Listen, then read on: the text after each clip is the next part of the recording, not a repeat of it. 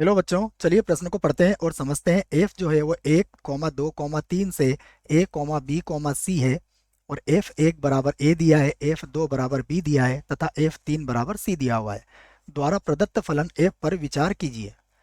और उसके बाद कहा गया है एफ इनवर्स ज्ञात कीजिए और सिद्ध कीजिए कि एफ इनवर्स का इनवर्स पुनः एफ के बराबर होता है। प्रश्न को हल करने से पहले हम प्रश्न के लिए मुख्य अवधारणा लिखेंगे। तो प्रश्न के लिए मुख्य अवधारणा जिसकी सहायता से हम इस प्रश्न को हल करेंगे। मुख्य अवधारणा में हम सबसे पहले जो बात लिखेंगे वह है प्रतिलोम फलन से संबंधित। तो मैं इस बात को लिख देता हूं कि केवल केवल एक की आच्छादक या आच्छादी बोल सकते हो, एक की आच्छादक आच्छादक फलन के या फलन के हटा दो बच्चों, व्युत्क्रमणीय होते हैं। व्युत्क्रमणीय क्रमणीय होते हैं।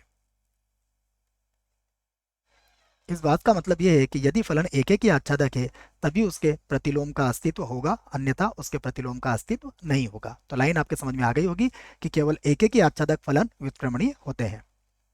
आइए अब हम दिए गए फलन को लिखते हैं। हमें फलन दिया है यहाँ पर एफ।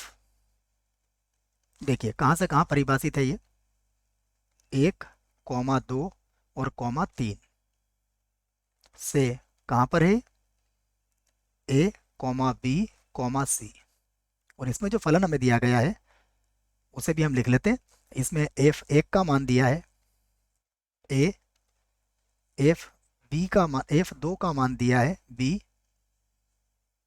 और f3 का मान दिया गया है बच्चों c। तो यहाँ पर हम इसको ऐसा भी लिख सकते हैं। देखो अगर हम इसको देखें तो या लगा देते हैं हम, या f को हम इस प्रकार लिख सकते हैं कि 1, a, उसके बाद हो जाएगा देखिए 2, b और उसके बाद हो जाएगा 3, c। अब यहाँ पर देखिए अलग अलग अवयवों के अलग अलग प्रतिबिंब है और इसका सहप्रांत और परिसर भी बराबर है। तो यहाँ पर हम कह सकते हैं कि स्पष्टतः स्पष्टतः स्पष्टतः एफ एक की आच्छादक है। एफ एक की आच्छादक है ठीक है, क्यों है फिर समझा रहा हूँ। देखो एक का प्रतिबिंब ए है, 2 का प्रतिबिंब बी है, 3 का प्रतिबिंब सी है। अलग अलग अवयव लेने पर अलग अलग प्रतिबिंब मिल रहे हैं। उसके बाद इसका जो सह प्रांत है वो कितना है, ए बी सी, और इसका परिसर कितना होगा, ए बी सी बराबर है। इसलिए हमने कह दिया कि स्पष्टतः एफ एक की आच्छादक है। इसलिए इसलिए एफ इनवर्स का अस्तित्व होगा का अस्तित्व अस्तित्व होगा। अब जब अस्तित्व होगा तो हम एफ इनवर्स को परिभाषित कर देते हैं। अतः अतः देखिए एफ इनवर्स अगर हमें ज्ञात करना है तो एफ इनवर्स कैसे ज्ञात होगा। अतः एफ इनवर्स देखिए ये कहाँ से कहाँ हो जाएगा। अभी हमारा जो एफ था वो कहाँ से कहाँ तक था, ये था 1, 2, 3 से ए बी सी तक। तो ये ए बी सी से a, b, c से ये परिभाषित किया जाएगा 1, 2, 3 में। और यहाँ पर एफ इनवर्स जो होगा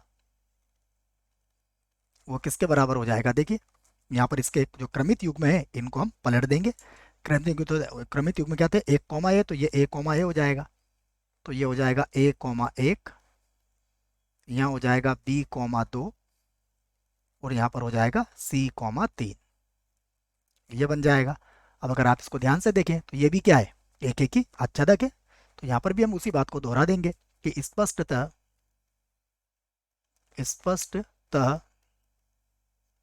एफ इनवर्स एक एक ही आच्छादक है। एक एक ही आच्छादक आच्छादक है, इसलिए इसलिए एफ इनवर्स के प्रतिलोम का एफ इनवर्स के प्रतिलोम का अस्तित्व होगा, अस्तित्व होगा।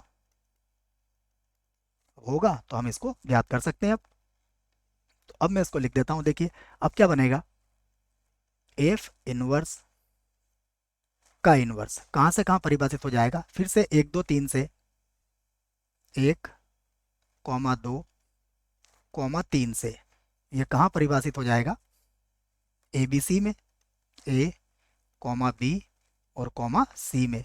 और यहाँ पर अब फिर से इसके जो क्रमित युग्म है इसके अवयव हम पलट देंगे बच्चों, तो ये हो जाएगा एफ इनवर्स का इनवर्स। देखो ये किसके बराबर हो जाएगा, ये बराबर हो जाएगा 1 उसके बाद है 2 और उसके बाद होगा 3 के। ये हमने इसको लिख दिया है। अब अगर हम देखें इसको तो ये ध्यान से, तो ये किसके बराबर हुआ, एफ इनवर्स का इनवर्स किसके बराबर हो गया, पुनः एफ के बराबर हो चुका है। तो ये भी हमने सिद्ध कर दिया है, यहाँ पर लिख सकते हो आप, सिद्ध हुआ। आशा करता हूँ बच्चों आपको इस प्रश्न का उत्तर समझ में आया होगा। धन्यवाद।